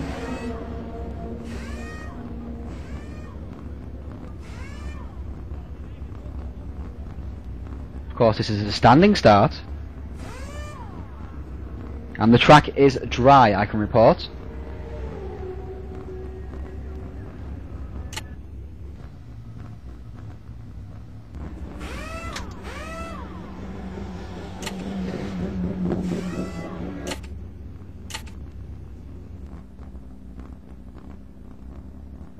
So the grid lines up as follows. Well, Glenn Peterson has made it out for the second race, thankfully.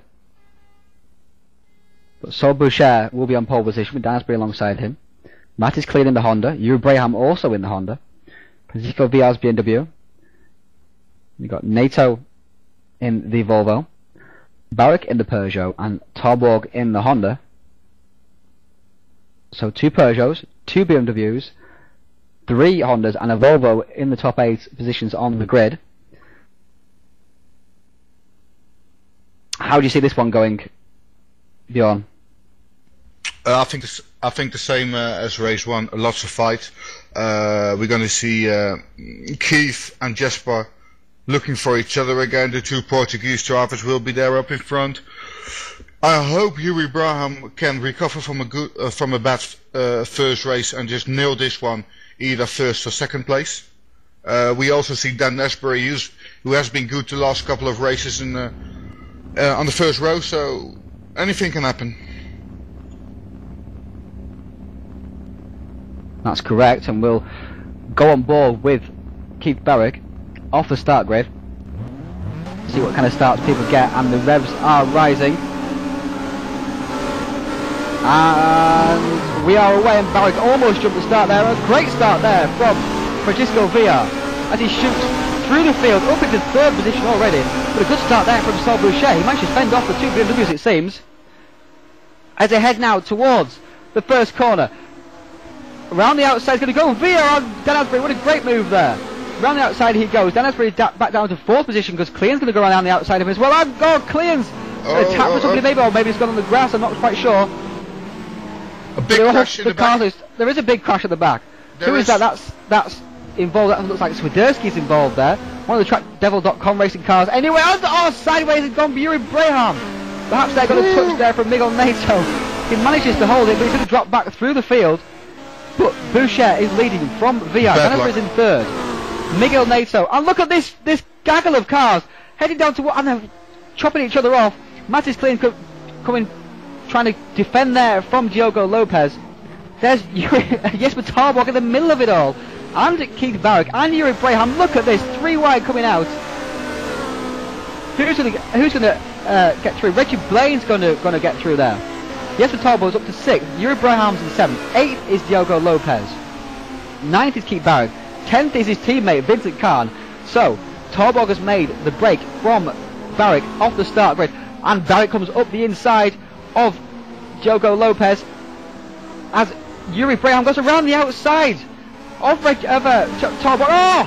And sideways gets Tarbach after a hit from Diogo Lopez, and up the inside goes Barrick and Kahn. He lost 2 positions there. So first, he lost 3 positions in just 2 corners as Yuri Braham went around the outside of him, and then Diogo Lopez touched the back of him. He got sideways. So now Barrick has the advantage in that particular battle. As up front, it's still Saul Boucher as this field of cars comes flying through. They race like it's a 1-lap race. I mean, they race like everything depends on the first lap. Of course, it is getting towards the back end of the season, so of course every second is crucial. No, every bit is crucial, and they're going to be hammer and tong. I can't say I blame them really. And now Tarbach is monster in the back of Vincent Kahn. Can he get through on the fast sweep? He's going to go side by side to the fastest part of the course. Nelson is alongside. Well, and Tarbach goes around the outside. What a great move! That was a fantastic move there, Bjorn. Really, really dangerous move. He takes two people. No, he doesn't. He gets pushed out wide. Oh, the big contact. And he spins in front of the pack, and all going to hit him. Oh, that's unfortunate there. Daniel Wood hits him. And there is Tarbach off at the side of the track. He tried to go up the inside of two drivers. Perhaps a little bit ambitious. Got tapped by a couple more drivers and then span in front of the pack. But as they cross the line, VR is taking the lead. VR is taking the lead from Saul Boucher. There he is. So VR again is out front in race 2. In third position is Dan Asbury, but Saul Boucher will not be happy with that. He wants to help his teammate Keith Barrick get back towards the front of this field. He wants to win the race himself, of course. Now, as we see, Dan Asbury is being hotly pursued by Miguel Nato. In 5th position is Yuri Braham. He's under big attack here from Yuri. In 5th position, Reggie Blaine, sorry. He's under big attack from Yuri Braham. 7th is Keith Barrick. 8th is Jesper Tarbach. So Jesper is back up with his main rival for the championship. VR is out front, and these drivers, as Braham monsters the curbs there. It's important for them to just get past Reggie, because what we see now is definitely usually called in Formula 1 the Truly train, but here it's going to be the Reggie train. That's true. It's usually called the Callan train in on race department. As Tarbach and Yuri Braham have both passed. Calm myself down. Tarbach and Keith Barrick have both passed Yuri Braham out of that hairpin. So these 3 are losing big ground, however, to Francisco VR, who's leading the race so far. Even if they get past Reggie Blaine, they've still got another 2.5 seconds to make up on Dan Asbury and Miguel Nato. An incident-packed race so far, but it seems everyone's got through fairly unscathed. It seems everybody's kind of in positions that they were. There's been no disastrous incidents, apart from Emil Sarborg, of course. But in the top runners, there's been no disastrous crashes. As Nato has got past Dan Asbury. Yeah, and Yuri Braham dropped back to 8th place. He has, yeah. Barrick and Tarbach got past him out of the hairpin there. as he tried to make a move on Reggie. And Braham has lost quite a bit of ground as well. Yeah, indeed, that's why. But NATO's got past Dan Asbury. I think Dan made a small mistake around the second technical section of the track. We're on to lap 2, coming on to lap 3 very shortly.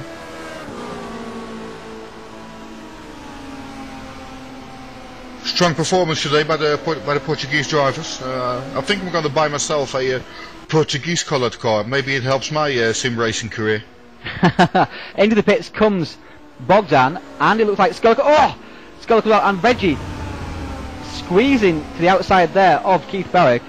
And up the inside is looking Tarborg. He's not going to make a move there though. But Blaine is obviously holding these guys up. These guys really want past. They need to get past. This is championship territory right here.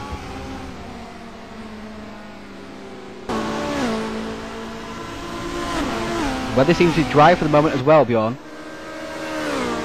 So everyone out there will be on slicks as Reggie drives down the inside of the track trying to fend off the Peugeot of Keith Barrick. He slides back over, around the outside. He's going to go Keith Barrick on Reggie Blaine. Great move there. Tarborg tries to take advantage. Can he do so? It looks like he can. He's going to go side by side through the flat out sweepers down towards the back end of the circuit in the next technical section, and Tarborg has got ahead. Tarborg has got ahead, and that was important. Now Yuri Braham needs to get ahead as quickly as possible as well. But Keith and Jesper have gone through. Jesper again, always the opportunity, always the opportunist, Bjorn. He always tries it, but he always tries it on a fair way. He doesn't want contact. He just wants to be clean and just professional. Absolutely, and if an opening comes, he's always there. It's a nice habit to have, of course. As up the inside, he's going very hard on Reggie Blaine, but he didn't make it stick. It's very hard to make it stick into that corner, to be fair, unless you're fully alongside. But up front, VR now has a 2-second lead on Saul Boucher. Look at this. He's driving away from the Peugeot driver. His drag conditions really suiting the BMW so far. Miguel Nato there is in 3rd position. Dan Asbury is in a strong 4th. Shivering the Volvo driver, but catching up rapidly is the Peugeot of Keith Barrick and the Honda of Jesper Tarborg, as Yuri Braham again is having a look at the back of Blaine. In behind there is Eric Nelson. In behind them again is Diogo Lopez, I believe. Running through the field, 11th place is Darius Widerski, 12th is Hugo Gonçalves, 13th Daniel Wood, 14th Vincent Kahn, 15th Matthias Klein, 16th is Robert Isles. Any different runners coming to the pits? No, they didn't. Darius Widerski came into the pits though, I think, in the background there. Well, that may have been Reece Gardner, of course. There is the rest of the field. Karen Madara made a... Oh, what's happened here? There's a bit of an off by somebody. Who's gone off there? That's Miguel Nato. Nato's had a big off. Oh! And Yuri Braham touches the side of Nato, coming down towards turn 3. Up the inside, going to go clear as well, but Nato managed to hold it sideways off the outside. Oh no, it's Saul Boucher's engine is blown. What's gone on there? I thought I saw lots of smoke. What's happened? Saul Boucher's engine is dead. He's had a huge accident. Yeah, maybe he crashed it, over-reffed it. He must have crashed it, because I've never heard of a touring car engine blow through over-revving, but Nato is back in the pack as well. What happened there? Very unusual. Perhaps Boucher had a big crash and Nato had to avoid him. It's a big yeah. I think you're definitely right, because thinking about driving a touring car, it's really hard to blow the engine on over-reffing. It must be a crash or something like that. Unless he stuck it in first gear by accident, but I doubt it very much, as we can see. Here is the battle again between Tarborg and Barrick. They're of course locked together as per usual. But Saul Boucher is out of this race. That's a DHR Simcraft retirement for the first time this season. Dan Asbury still is in 2nd position now, of course. They've all moved up, and Francisco Villa has a huge lead. Look at this, Bjorn. 8.8 seconds. Yeah, if he doesn't make a mistake, he can just drive it home and have a cup of coffee while he's driving. Absolutely. Looking like a good result is going to be here from Francesco VR. And of course, Braham's got past Reggie Blaine. He came to blows with Miguel Nato in the next. As Nato was recovering, neither driver was giving way, and a little bit of contact there. Oh, here we are with this battle here again, yeah. and it is the Blaine train. Yeah. You probably have to buy an expensive ticket to sit on the Blaine train. Absolutely. Front row tickets. Around the outside is coming Eric Nelson, and Reggie has not got the pace, but he's had a good start. So, and Nelson gives the back of Reggie a little tap as they head up the hill, and everybody just carries on. Oh, and Reggie's dropped 5 positions there. Of course, that was the big train that he was holding up. Is he going to pit? Yes, he is. Into the pits also comes Nato. So, Nato's pitting. And also in the background there we can see is Robert Isles pitting, I believe that is. As we watch Daniel Wood come through. He's in behind Diogo Lopez and Hugo Gonçalves. You can see the 2 art cars there of the Seat Leons. Eric Nelson's now in 6th position, of course. But the big news is that Saul Boucher has retired, and Tarborg is pushing Barrick ever closer to Asbury. Tarborg isn't really challenging Barrick. Oh, it's begun raining. Excuse me. It's begun raining, Bjorn. Look at this. The rain has begun falling, and will it come in such a big torrent like it did during qualifying? What's going to happen now? Some drivers made their pit stop already, and they are absolutely furious right now. I mean, if you just make a pit stop, you need to get back. I mean, if you didn't make a pit stop, get in now, take some wet tires, because otherwise you won't be... The rain is pouring down, Bjorn. The rain is pouring down, so those who've made their pit stops are cooked. Make a pit stop now. You need it, you need it. Absolutely. The heavens have opened once again. When it rains, it really rains here at Rattlesnake Point. The mountains around that region making sure. VR now comes toward the end of the lap, and it's gone very, very dark indeed. This seems to be the time to pit. Of course, if the rain stops though, Bjorn, you can get away with it. Then again, if the rain stops, you only have to do 4 or 5 laps on those wet tires. And I think with the amount of water on the track, it can be done with a bit of tire management, though. I think so too, as Tarborg right in behind Barrick, and of course, in these slick conditions, if you've got slick tyres on, you don't want to be in the BMW because it's difficult to control in dry conditions, never mind in wet. Look at the rain, it is pouring down, Bjorn. Yeah. If the heavens have opened. If I wouldn't be on on slicks now. If I were on slicks, I would be very, very, very, very fighting with the car in these conditions. Absolutely. Is VR going to pit? He is going to pit. The wise choice. Is Asbury going to pit? Is Barrett going to pit? Is Tarborg going to pit? Are they going to chance it? Are they going to chance that the rain's going to stop? It's very, very dark indeed. Of course, even if it stops raining, it's going to take a while for this track to dry out. They're all going to pit. Everyone is pouring in. Braham's in as well. Nelson's coming in. Gonçalves coming in. Lopez coming in. It is like rush hour in the pit stop area, and everybody is coming in. Look at the pit lane. I mean, is this the Indianapolis 500 during a yellow caution? Or? Yeah, it is, absolutely. And as we can see, here is Daniel Wood. Sorry, Paul Wood. He's struggling ever so slightly in these wet conditions, of course. Here is Swiderski. There is, on off the track, it's going one of the Hondas. Sorry, it's a Toledo of Tyler Skurlock for Synaptic Racing. Everybody's in the pits, but the front runners have all pitted at the same time. Should have all made the right decisions. Let's hope they've all put the right tyres on, of course. And VR is out on track straight away. He's got a big lead on Dan Asbury. And here comes the field, and Nato, of course, has already pitted, but he's on slicks. Surely he's on slicks. He goes around the outside of Jesper Tarborg, but Nato will surely have to pit. because he pitted when it was dry, and he would have put slicks on surely.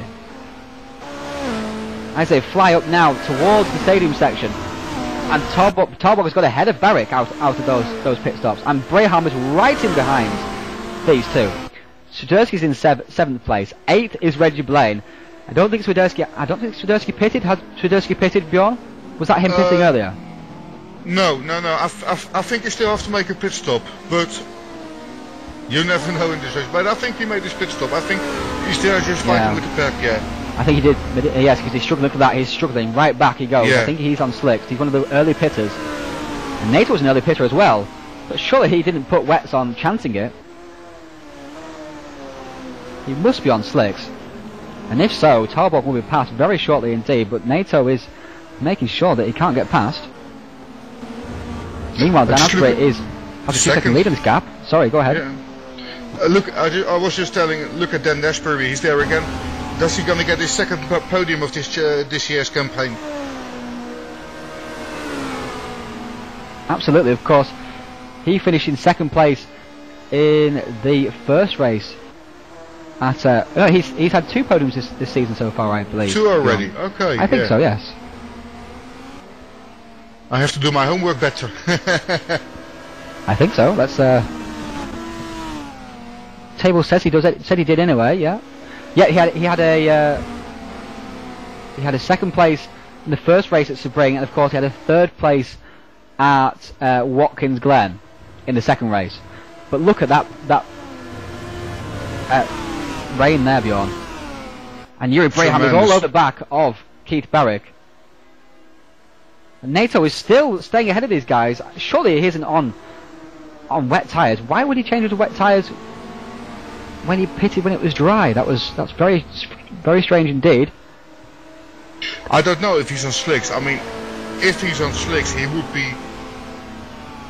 would be sliding with the car, and I mean he is in control of the car. You know, if you know what I mean. The pace isn't there, but he is in control of the car. So maybe he's just helping out Francisco. Maybe team orders, teamwork. Perhaps that's the key. Well, we can see though with Swiderski, who's definitely on the slick tyres, he's dropping way back through the field. Look, he was up near Reggie Blaine, but now he's way back on the field and letting people through hand over fist. Look at that, back into 12th position he's gone. So again, a wet race has caused some bad luck for Darius Swiderski. And these 4 cars, look at that. Volvo, Honda, Peugeot, Honda. And this of course is crucial for the championship. Francisco Villar is out front. Looks like he's going to take his 5th win of the season. Which, considering we were only on race 12, 5 wins out of 12 races is a fantastic return there, isn't it, Bjorn? It's championship material written all over it. I mean, if you can hit 5 wins in those amount of races, and you are leading the championship, you look good for the overall championship the end of the year.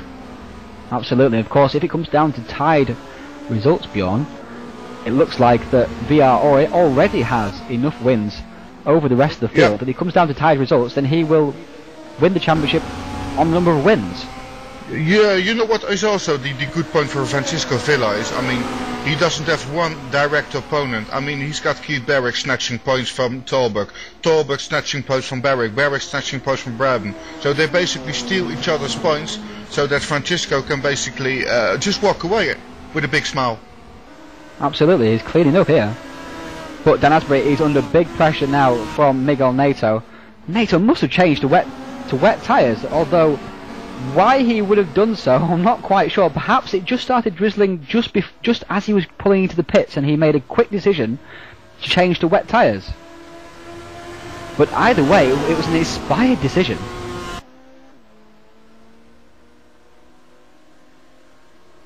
Think on his feet, perhaps.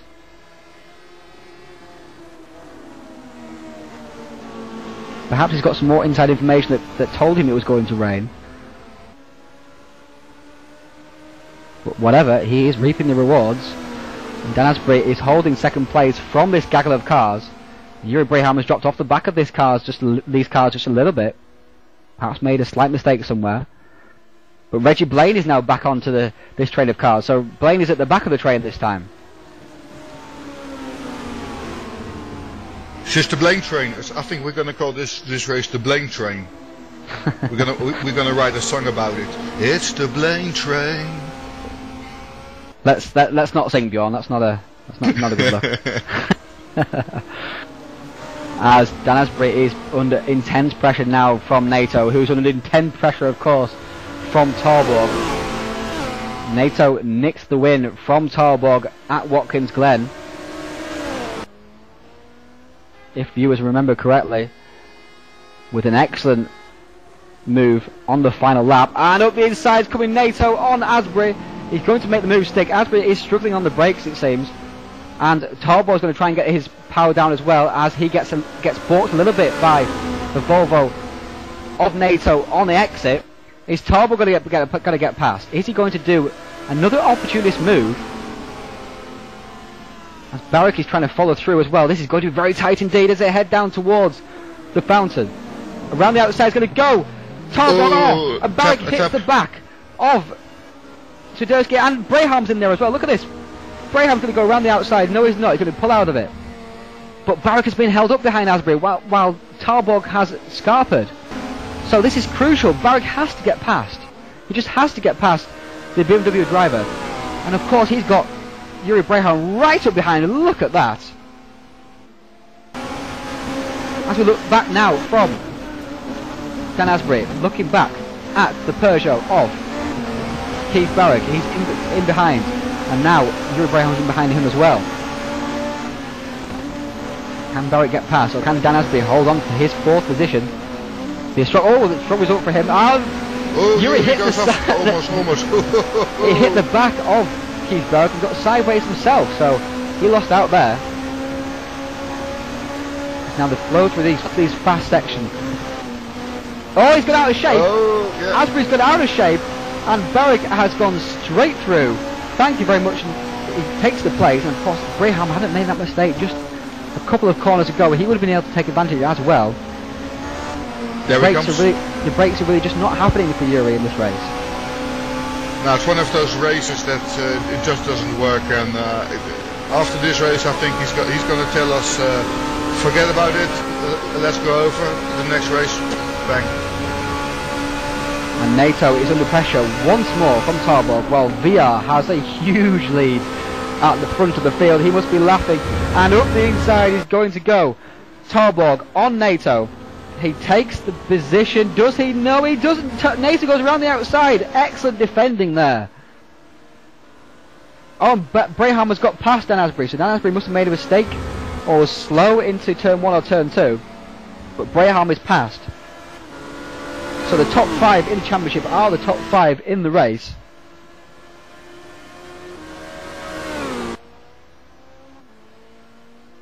And despite NATO's off earlier, when I think perhaps he was avoiding Boucher's crashed car, has not come back to haunt him too much, because he's in second position, which is a great result. It's a Portugal Racing Team 1-2 at the moment.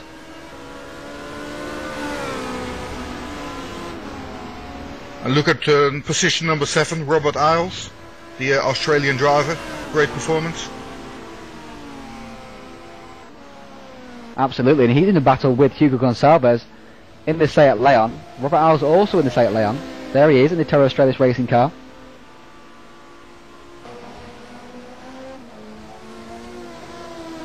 Let's look back further through the field. Matty Clean in 9th position, but it seems that Eric Nelson has dropped back way down the field. He's in 20th position. Eric Nelson's back in 20th place, Bjorn. After he's gone from one end of the grid up to the front and then back down again in the space of 2 races.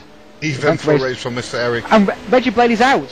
Hadn't noticed it, but Reggie Blaine is out. Look at that suspension failure. Vincent Carner has not finished either.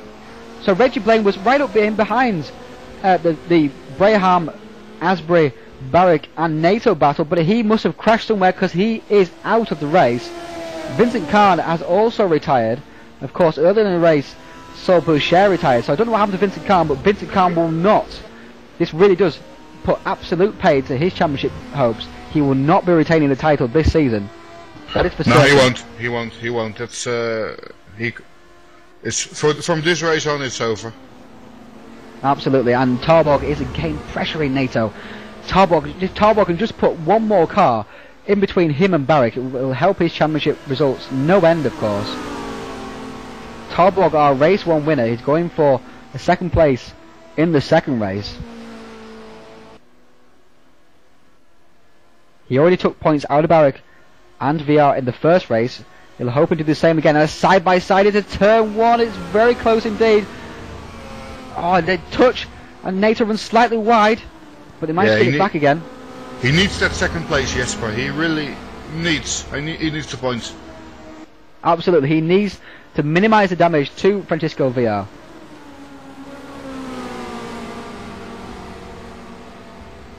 He will still gain points overall if he stays in that position in the event, because VR will have a first and a fourth, and Tarbog a first and a third. But of course, the more points he can get, the better. This is going to tighten the championship up even more, Bjorn. This is exciting stuff. NATO's out of shape. NATO's out of shape. He's gone deep. Oh, Tarbog didn't find any gap there. Oh. And Braham's back up on this bunch. Braham is never say die. It doesn't look like he's got quite the burning pace of these three. And Tarbog went one side and the other side. What a great move! What a great move there from Tarbog. He went one side and the other. Sold him a dummy. That was a fantastic move there, Bjorn. Great stuff. Yeah, professional driving from Jesper. What a great talent he is. Absolutely. This is the final lap as well, and that was very important, as Francisco VR is into the final sector of the final lap. He's going to take the win, but Tarbog is now in second position to take a first and a second from this race. Tarbog really has been the form driver, I feel, since KW Super Speedway, even since Nürburgring. No, he got a 13th at Nürburgring, but that was unfortunate. That was his own strategy. But he has been the form driver ever since Nürburgring. Yeah. Of course, at Sebring he was hampered by the slow speed of the Honda Accord on the straights, and VR obviously cleaned up there. Plenty of good results. But Tarbog, I feel, has been the best driver this season. He was lackluster at Road America, but for the rest of the races he has been the fastest overall. He is. This connection, I think, at Watkins Glen which was really disastrous for him. Absolutely. He's on for a strong result there again as well. Oh! And Barrett tried to go around the outside of NATO, but look who's nipped through. It's Yuri Braham. He's going to nip, but he goes off nip again. through. Yuri goes off. Oh no. Oh no, he's not going to. But Wide. Francisco Villa has taken the win. Second place Tarbog. Third place NATO.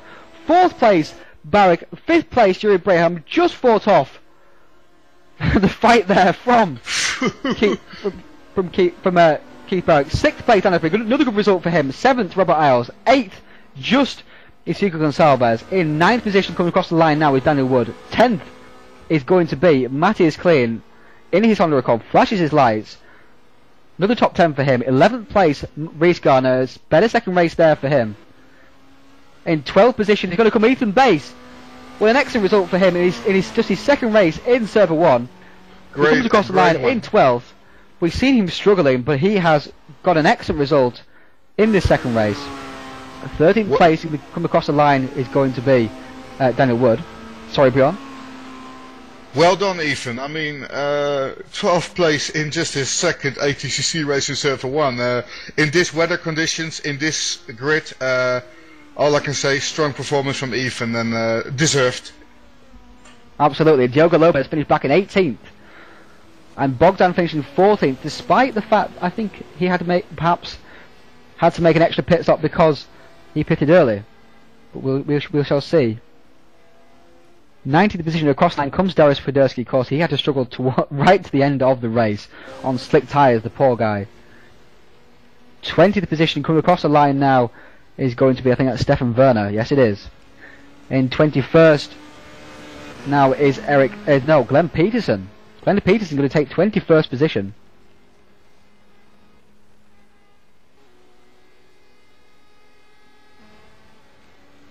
'22nd is going to be Eric Nelson.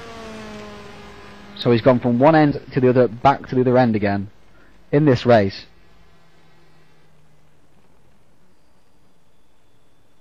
As he crosses the line. Does he cross the line? Who's he waiting for? I think he's really... I don't know what he's going to do. Maybe a burnout on the finish line. Not quite sure. Yeah. But an excellent win there from Francisco Villar, taking more points and probably extending his championship lead over Keith Berwick. Of course, Talborg will be eating into that lead as well with his first and second place in these races. Yeah, great overall racing from Team Portugal. Was really on it today, and a great result from all the Portuguese drivers in this race.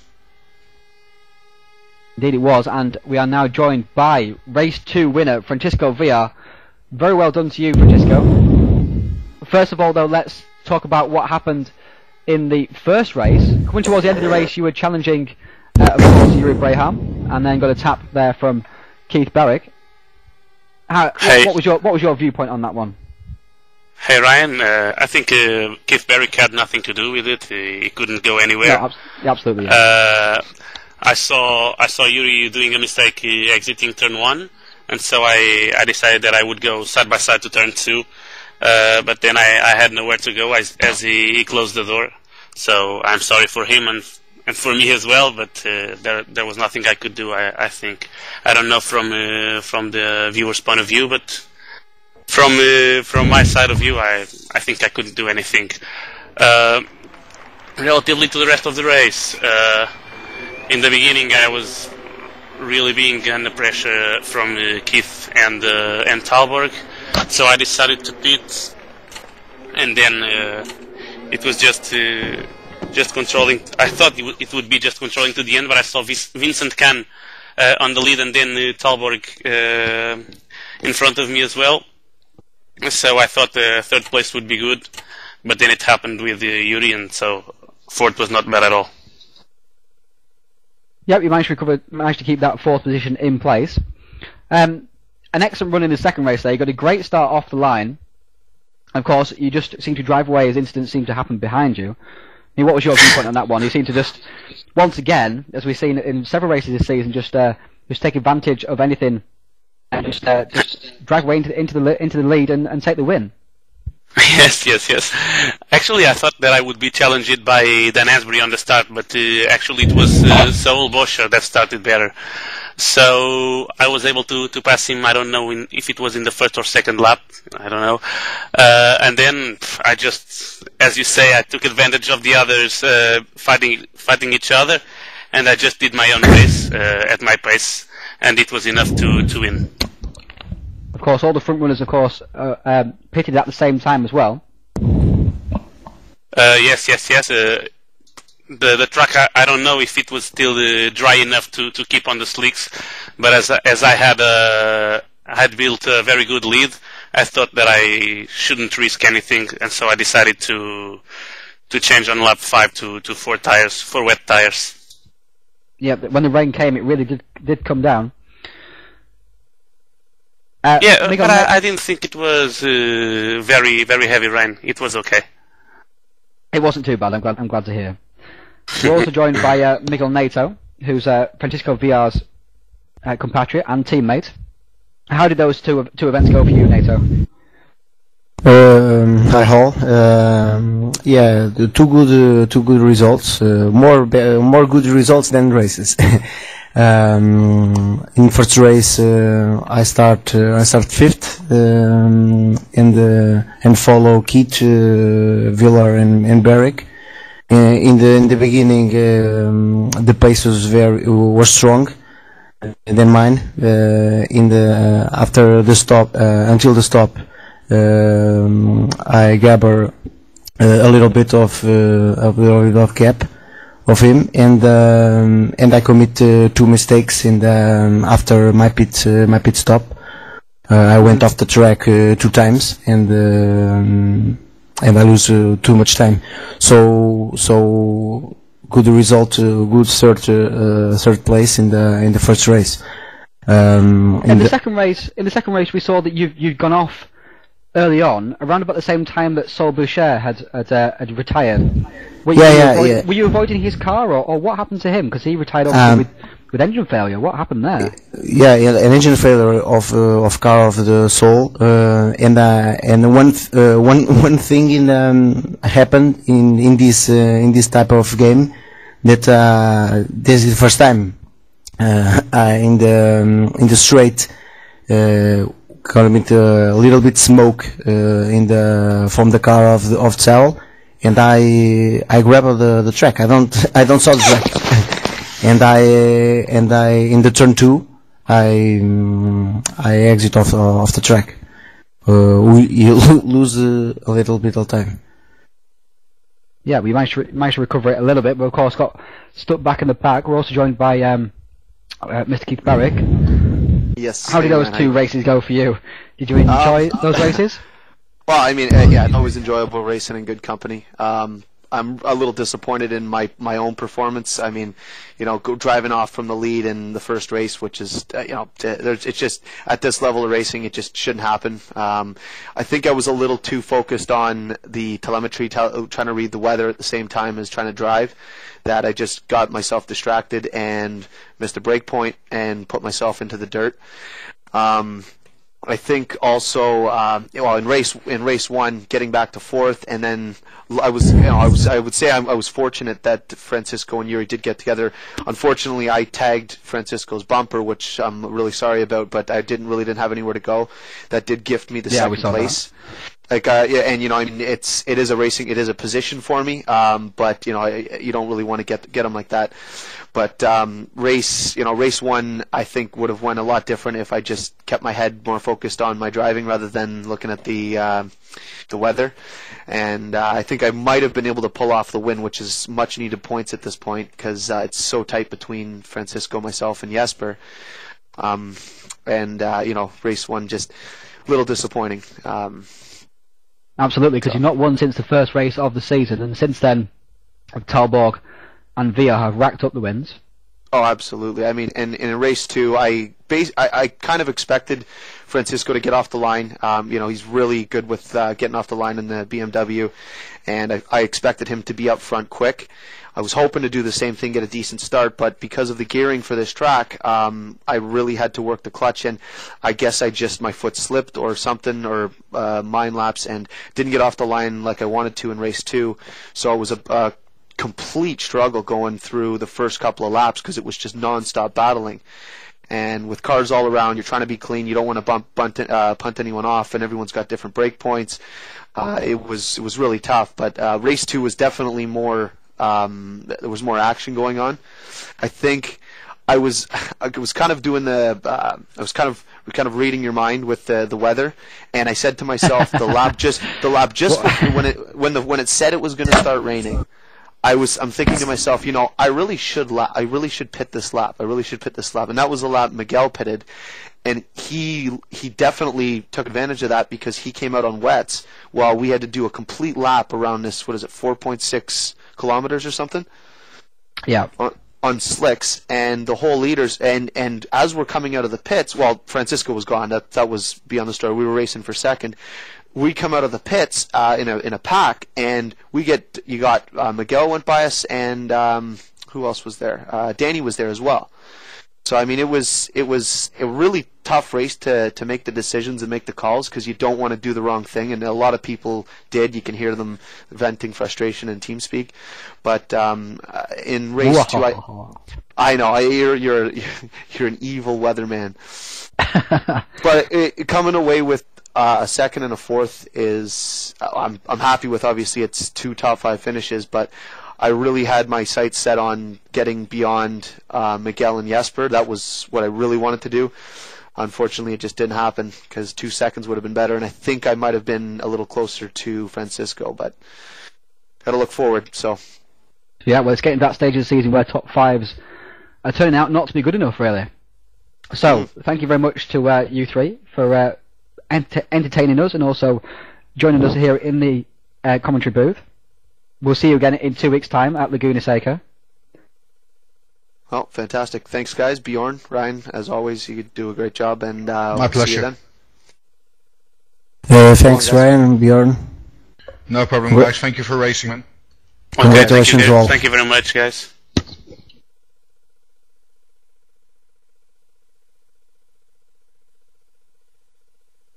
So Bjorn, at the end of a hectic second half of the first race and a hectic second race all the way through, how would you sum up that event? Closely packed action. Of course, due to the weather and the nature of the track, we saw some great fights, entertaining fights, some scary movies, scary moves. I'm getting really tired now. Thank you very much. Also, we saw that collision in the warm-up lap in the first race. Still don't know what happened there. No, we didn't find out what happened. I forgot about that actually. Yeah, indeed. Well, I also want to thank all the viewers who were there on the race department chat. Thanks for staying up late. You really make the show with us, and we can't do it without you guys on the forums. Thank you very much. Absolutely. If nobody watches, there's no point us doing it. So, thank you very much to you, Bjorn, for joining me once again. Oh, my pleasure, Mr. Ryan. Thank you to the racers, and of course, thank you to the viewers for joining us. We'll see you again in 2 weeks' time, at the same time. This time we're at Laguna Seca, so a much different proposition to the track just held here, of course, Bjorn. Much tighter, much twistier. Yes, it is. It is great track. I'm not going to be there. I'm not going to be co-commentating on Laguna Seca. Although I wish all the drivers the best of luck there racing, and of course Laguna Seca. It's going to be in the Nations Grand Prix. By the way, Sunday. This Sunday. Laguna Seca, lots of corners, small, tight, and of course the famous corkscrew corner. And of course, the race department has a few races coming up on live broadcast, doesn't it, Bjorn? It has the Camaro Cup. That's tomorrow. No, it's tomorrow, the right? Camaro Cup is, if I'm correct, 2 weeks next time, week. Right? Yeah. Next Saturday, sorry. So it's a week on Saturday. That's coming from Byruby Southern Cross. So that should be entertaining indeed, because that's a very good track. Do enjoy driving that one. And then in 12 days' time, in a week on Wednesday, we have the World Touring Masters. This time we'll be live from Vitus Park for 2 sprint events. So we'll see if Gregory de Grief and Peter Duivelar lock horns once again. So, as we say, 2 weeks' time, ATCC Season 3 will continue at its penultimate event, races 13 and 14. And we'll see you there then. Thank you to Bjorn. Thank you to the viewers. Oh, my pleasure. Thank you very much, everybody.